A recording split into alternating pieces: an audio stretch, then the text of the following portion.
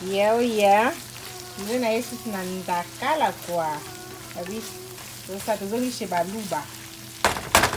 Chérie na ngai abi ke no lelo ndakala bi baby beta mo ndakala na pondu na fufu.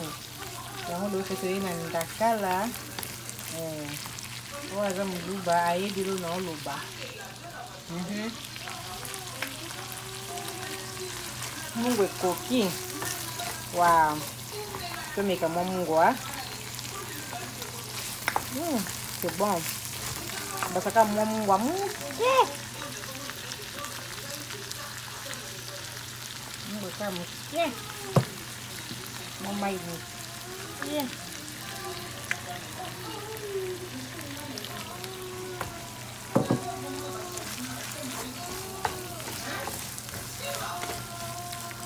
Voilà.